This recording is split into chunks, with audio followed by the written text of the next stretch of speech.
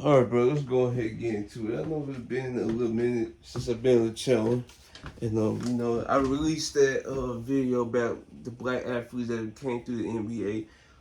I just gave that video some time to try to get some views on it, whatever. And if you haven't tuned into it, I'll put the link in the description. So look like CBS, they dropped their top 25 players list, and yeah, we gonna have to make some changes to this. So, for starters, they have their best player as Joel Embiid. So, I can understand that to a degree because first, like he was like the leading candidate for MVP. He was definitely gonna go back to back before he got hurt, but unfortunately, he got hurt, and he's not gonna be able to win no awards this year, which is pretty crazy to think about. But if you play like what 50 or how many games he have right now, I don't even think he'll return for the regular season. I think this gonna be like a playoff like return of some sorts.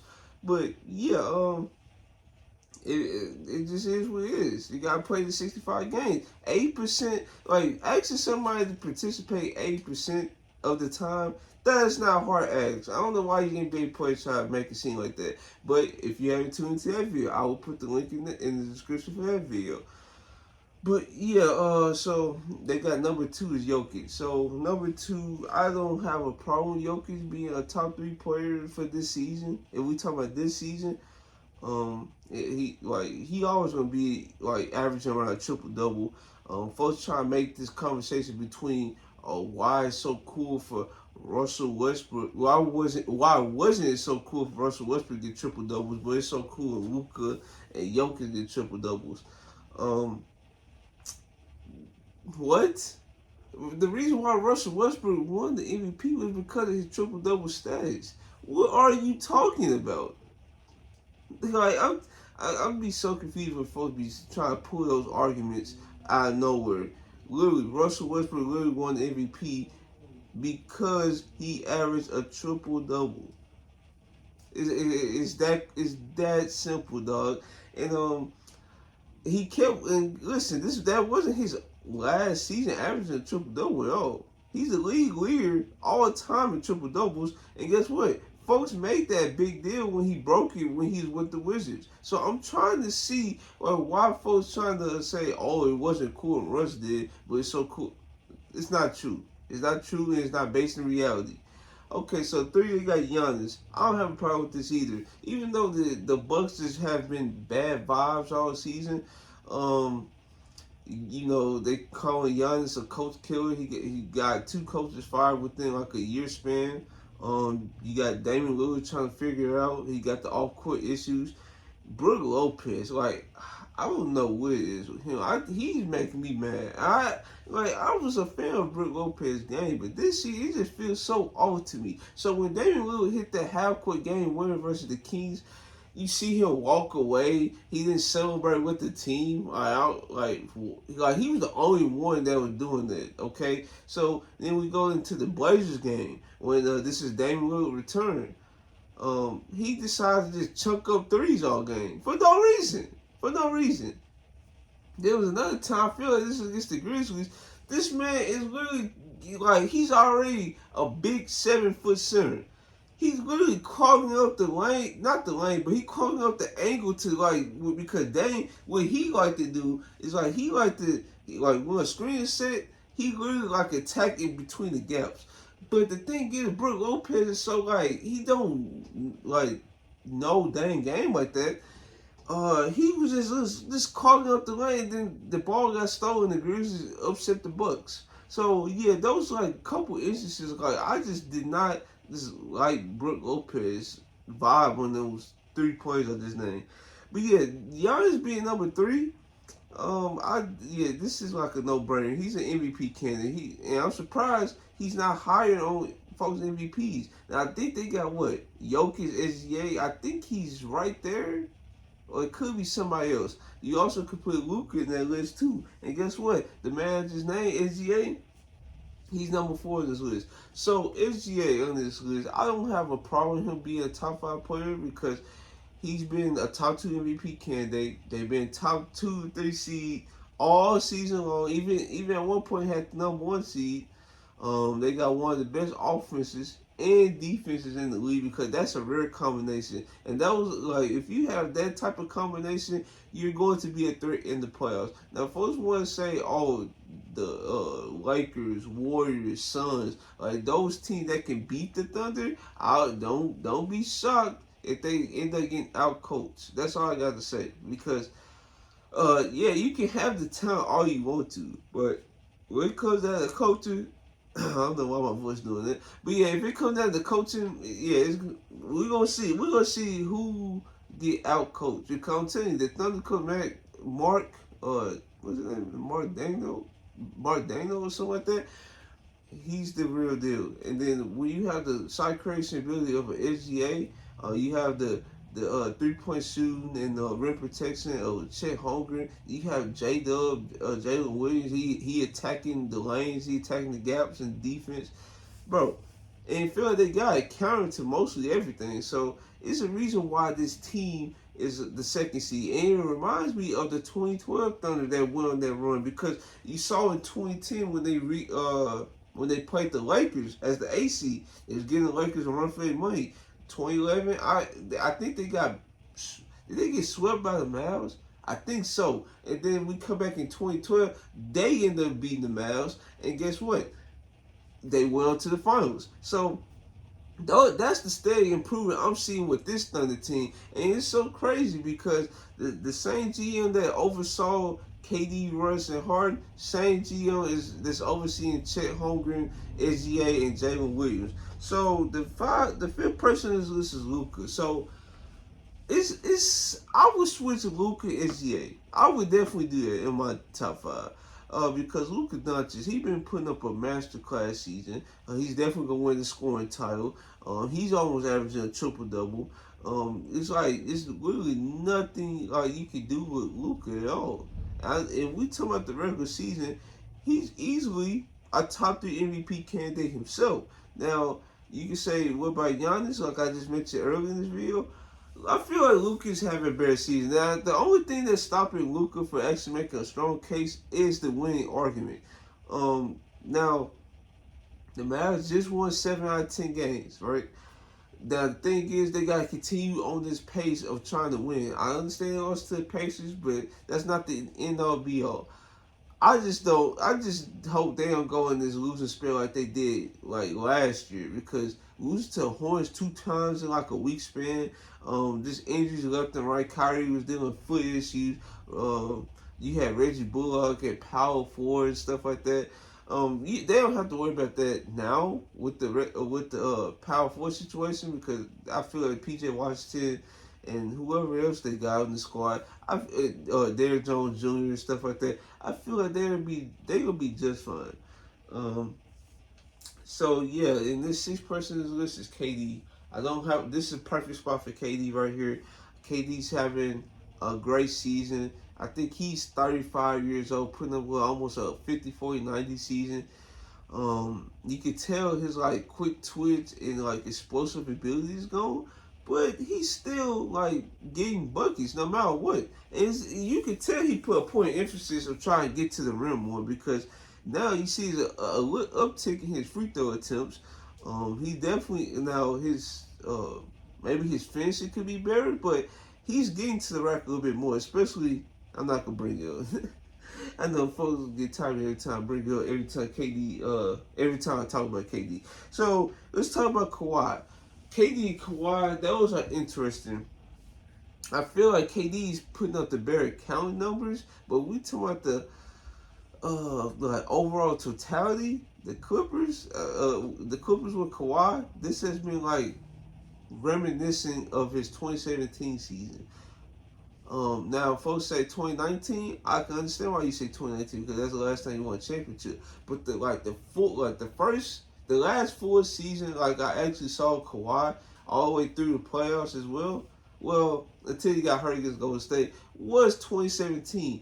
Now, his defense may not be on par as 2017, but his defense, like, it definitely like took an uptick this season. You could tell because now when you have careers like James Harden, Paul George taking the load off, now he can spend more energy back on defense again, and now you see him then now the Clippers even trusted him in roles that I haven't seen him do in a while. Like for example, like ever since he got to the Clippers, I didn't see him as like a person that would chase shooters around screens. And now this year, I'm seeing him chase like Kevin Herter around the screen. I'm like, I never saw this before since his last days with the Spurs when he was trying to chase like Steph Curry, Klay Thompson, like all those boys around screens, right? Um, let's see who else we got on this list. They got D Mitch at 8. This is not a surprise to me because Donovan Mitchell has been having a wonderful season. I think at one point they won 14 out of like what 16, 17 games or something like that. And guess what? Most of these games was without Evan Mobley and Darius Garland, and both of those guys just returned. So we gotta watch out for the Cavs this season because now if Donovan Mitchell can like go back to his Utah days, like his early Utah days in the playoffs, this would be a tough out. Like I feel like they want to get back against the Knicks. I know it because that was an embarrassing series from everybody on the Cavs. They can definitely beat the 76ers, especially with an injured Embiid. Now the Bucks, I feel like they can beat the Bucks too because I just don't trust the Bucks in the playoffs here. I just don't. And the only team they probably struggle against, and they probably will lose against, it will be the Celtics. And that's my opinion. Also, you can't count the Heat. So, yeah, the Heat, the Celtics, and the Knicks could probably be the only 3 teams in this conference that would give the Cavaliers any type of trouble. And now I will talk about D-Book. I'm also gonna talk about Jason Tatum because I feel like Jason Tatum and D-Book switch a little bit because Devin Booker, like at the beginning of his like season, he was just getting injuries left and right, and that was very unfortunate. Then like when he came back, he was supposed to score. Like it was like crazy what he was doing, but he had this little spell where he was just like barely cracking 20 points or 20 to 25 points. And his averages is around like 25 points per game. So that was pretty concerning stretch right there. Now he's coming back to form as of late, but I didn't like that stretch. But Jason Tatum all the way through, yeah, he has games where he dropped like 15, 20 points and like bad efficiency in some games. But the team still win games because not only you have to not only Jason Tatum can score, he can rebound with the best of them. He's one of the 3 players that's tied for the most assists on this team. Him, Derek White, and Drew Holiday. And like I said, this guy he gets the team going. Now, folks be trying to say this is a 1A 1B situation. It's not. Jason Tatum is clearly the 1, and Jaylen Brown is the 2. And we see it come playoff time every year that there is a ceiling every time Jaylen Brown gets in a playoff series. And now the reason why I say Jason Tatum has been like the barrier between the two is because Jason Tatum not only scores the ball, he can rebound the ball. Whether you like it or not, he's like one of the key claws in making his offense work because this is a 5-out spacing offense. You see Jason Tatum like run most of his offense like in a pick and roll type setting. It'd be like a pick and pop, and then his driving like. I still don't like it. Like he be missing some of these layups, and I'm like, dude, you're 6'9", buddy. Oh shit, my bad, y'all. But yeah, you're 6'9", buddy, and you like what 235 or something like that. How are you missing these? That would be my only gripes about Jason Tatum. And Jason Tatum, I feel like if we do MVP battle, his MVP case would probably be a little bit stronger because with Devin Booker, you can say, oh, he's playing off like KD gravity or something like that. You can say that. I don't agree with it, but you can say that. Jason Tatum, on the other hand, bro, the Jason Tatum gravity is something serious because they send all the defensive coverages towards him every game. Now, Jaylen Brown let him ISO a little bit more because I feel like they trust their one-on-one defenders to stop him. But if you talk about Jason Tatum one-on-one, if you give him too much space, he's pulling up. His pull-up numbers trying to get back to form because at the beginning of the season, it was looking pretty rough. If you try to pressure him up, he has the bag to try to get to the lanes and try to finish over you. So, Yeah, those would be my switches. Like Jason Tatum at 9 and Devin Booker at 10. Then we got 11. We got Halliburton. Um, no, I'm going. Since we gonna do so 11, they got Halliburton, 12 AD, 13 Steph, 14. Who is this? Jalen Brunson, 15 Anthony Edwards, 16 Brunson. So I'm gonna stop right there. So we're gonna change this all the way around. First off, if you don't want to put AD in top 10 talks, fine. Okay, fine. But Tyrese Halliburton has not had a better season than Anthony Davis. Not even in the slightest. Anthony Davis already proved it to you. Like this December stretch he had, January he was able to stay healthy. He put up another stretch. Now February he's doing the same thing. And guess what? It's not just a one-way street type thing. He's actually producing a defensive end. It is very like disheartening that we see a MVP, not MVP, a DPOY voting thing, like the odds, and you have guys like SGA Giannis over him. What? Then you have also another guy, Victor Wembanyama, who's anchoring the 20th ranked defense. So what is the logic to this like award, dog? Like that's what I'm saying. AD is the most disrespected player, one of the most disrespected players in the NBA. Probably, matter of fact, I'll probably say the disrespected player because at least you have like James Harden fans, try to speak out and try to say James Harden is not watched. His fans is like the majority. Anthony Davis, on the other hand, like it feels like he has nobody in the corner at all. Like it'd be certain folks from the LA area that try to defend AD, and I get that, but he don't have the fan base like Harden to try to back him up. AD is easily the most disrespected player in the NBA, easily. And from the conversations I see with folks saying, "Oh, I want to trade for AD for this, and this," like it just like it's like cringe to me to a degree because Anthony Davis is easily a top 10 or ish player in the game. Easily. Then if you want to say, and to be honest, I put Steph Curry over Halliburton right now. And I know Steph Curry, he has, well, yeah, I put Steph Curry over Halliburton. Now I know Steph Curry, he has had putrid games this season. Like he keep putting in like single digit stat lines, gross. He just struggled against the Nuggets. His performances, his high end performances though, I feel like it's been better than Halliburton.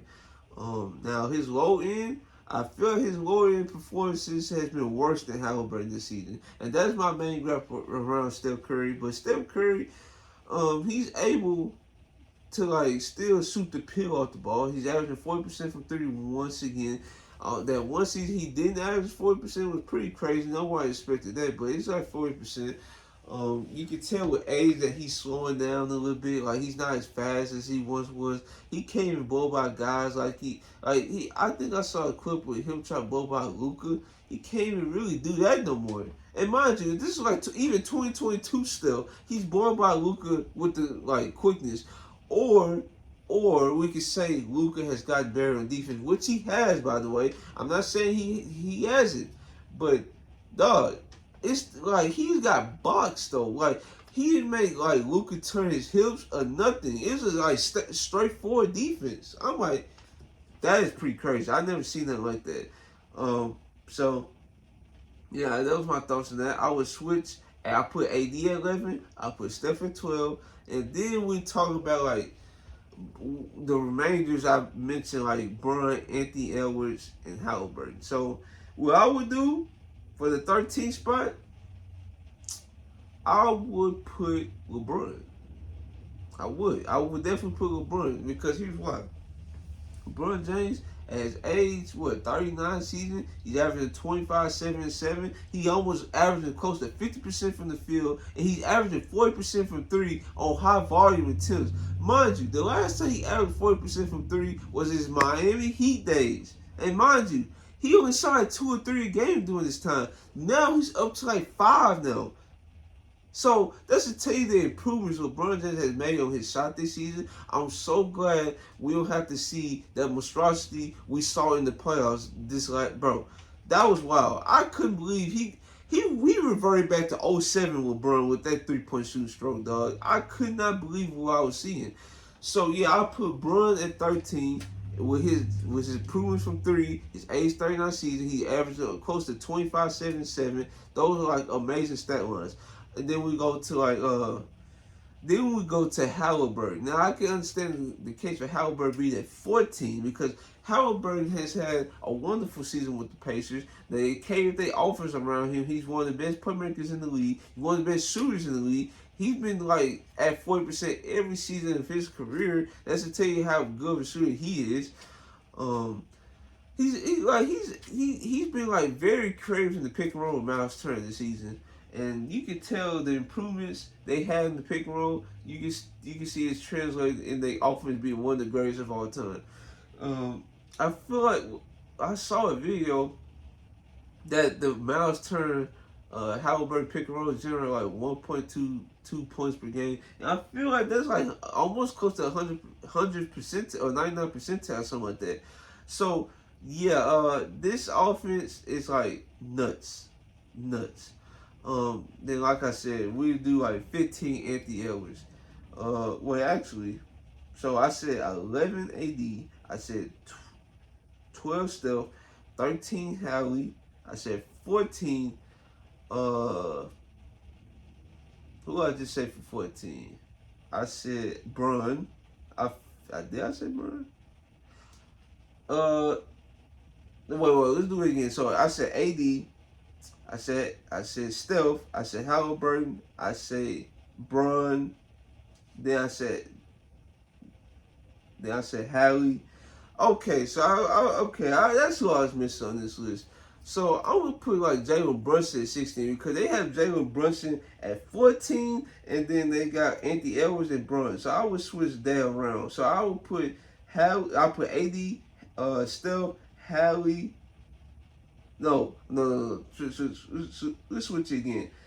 My fault, y'all. So I'm probably cut that up. But we got 11. I'm gonna put AD. I'm gonna put 12. That's gonna be Steph. 13. That's gonna be Halliburton. 14. No. 13 gonna be Brun. 14 gonna be Halliburton. 15 is Anthony Edwards. Then 16 is gonna be Jalen Brunson. So let's talk about both of them. So Anthony Edwards, like he's been having a wonderful season, right? You can tell he's taking the reins as the number one option on the number one seed Timberwolves team.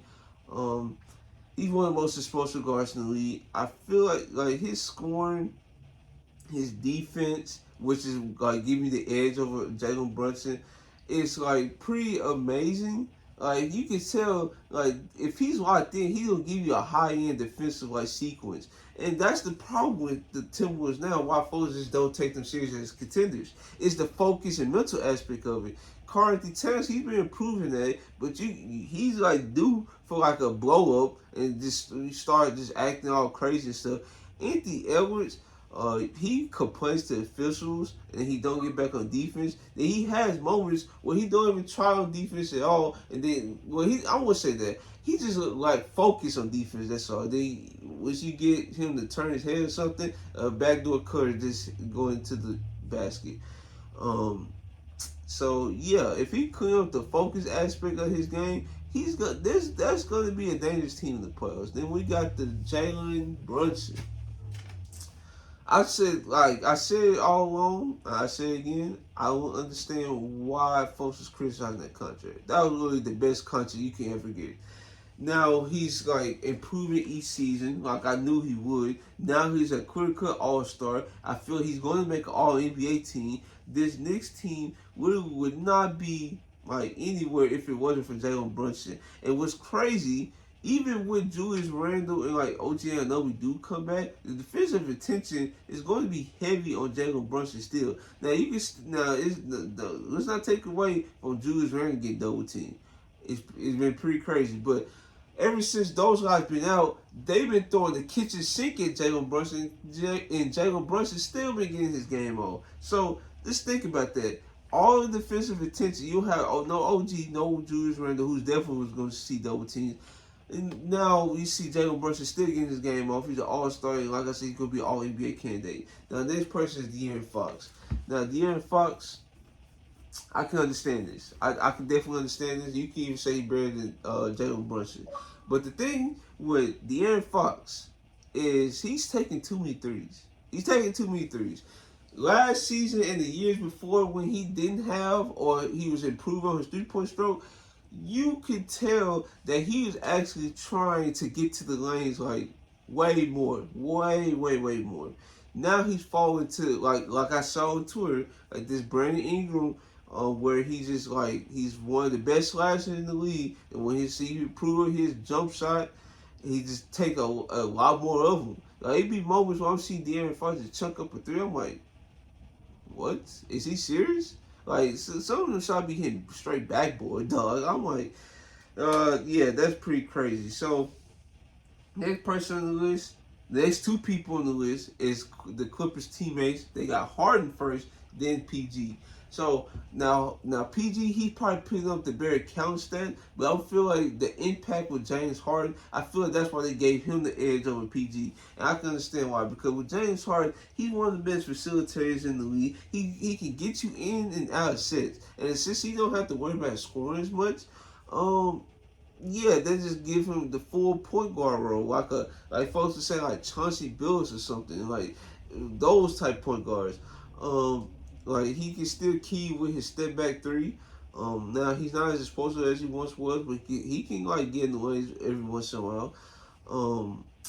But yeah, and you can see the offense like look way better with like Harden and Kawhi compared to like Harden and PG, because the thing is PG, like who I'm about to talk about right now, he's not the facilitator James Harden, and then when they asked him to do that, you could tell like he wasn't comfortable doing that. Now he's been hurt this season.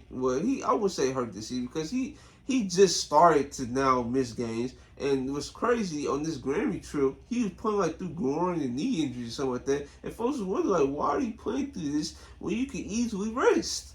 You can easily rest, my man. But he decided to not rest. And now he's missing crucial games now because I know the Clippers, I know they're trying to get higher in the season, even though they probably like what, top 4 seed, I believe. And yeah, they don't have no danger of dropping like any lower than probably 5, to be honest with you. So the 20th person on the list is Sabonis. Now, that's what I need to talk about him right now. Sabonis is easily a top 20. I would say 20. He's easily top 25 on my list. No lower than 30. He's literally almost averaging a triple double. Like you can say, oh, I will take it serious because of what he did in the playoffs. It's so crazy to me that Sabonis get the most criticism out of anybody when Joel Embiid is putting up worse stat lines than Sabonis in the playoffs. But you'll hear the near as close vitriol for him compared to Sabonis, which is crazy because Sabonis, like Embiid, was playing through injury. He played through a messed up thumb that needed surgery. He didn't want to miss time because he felt like the Kings were going to drop out or drop lower in the season if he didn't play. So that's that. Then you had Draymond Green stepped on him. Like, did folks forget that? He got stepped on and he got a messed up thumb. What you think is going to happen in those settings? Now, it was moments that, like, his post moves, like, they were just sitting on his moves or whatever. But you could tell, like, dog, he was literally playing through injury. Like, his jump shot was off, his floater game, he lost his touch a little bit.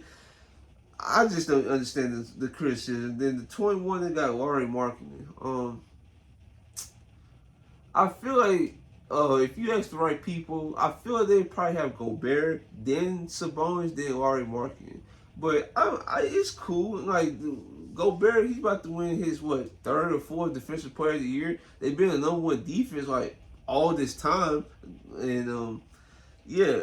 The same concern with him is just basically his offense versatility, because if you pass him in the short roll, that's a win for the defense. But the thing is, on the other end, he can slow you down. Now, if the Timberwolves can make like each game into like a half court game, I feel like they definitely gonna have a better chance in the playoffs because their defense gonna shine no matter what. And this thing is, their half court offense stinks at times, and it's probably on the level of the Grizzlies offense with Ja Morant.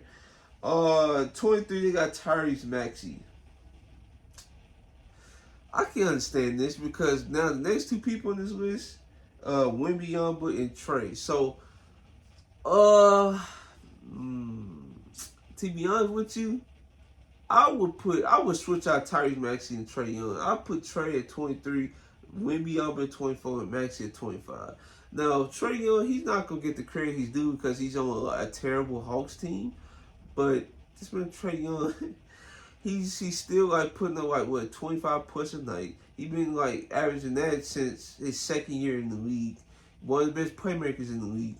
He's still a good to great shooter. The thing with Tyrese Maxey, he's been improving a lot. Don't get me wrong, he's been improving a lot. But I don't know if I can put him over Trey Young yet, bro. I don't know. And then you had the Wembanyama. Wembanyama, he could easily be top 20 to 50, no, top 15 and 20 heading into next season because I already know how it's gonna be. Matter of fact, you will legit probably see Wembanyama in top 10 case because this is like one of the greatest rookie seasons of all time. Like he already got 5x5 game. He almost had a quadruple double game. He already have a triple double in blocks. Like this guy is amazing. Like we never see anything like this. I feel, in my opinion, I feel he's going to be the face of the league. Now, folks will say they need American-born star. Name the American-born star that's going to be the face of the league. You can say Anthony Edwards before say his focus and lack of not caring about certain stuff that's gonna hold him back. You can say Jason Tatum. Then Jason Tatum, he actually have a case since he's been like in the playoffs a lot. He's been like a guaranteed conference finals appearance with him. Then he's doing like stuff for the community, commercials about SoFi and stuff like that that help the ones that's not privileged and stuff like that. You can say him. Then after that, who else? Like Zion? No. Like there's not too many American-born stars that could be the face of it. You can say Giannis, but he's gonna be approaching 30 years old. I mean, it's not that many because the only people that's remaining that I can feel like that could be the face is Luka, Wembanyama. You can say SGA to a degree. Like these are foreign-born players, so. Yeah, I think we need to get out the narrative that we need to be that the face of the NBA need to be American-born star. Like the game is global. It's global. It'd be even more beneficial to have a foreign-born star to be the face of the league. But those my thoughts. And yeah, those are my thoughts on the CBS Top 25 list. Hopefully you guys like, comment, subscribe. And this is your boy Trail, and I'm out.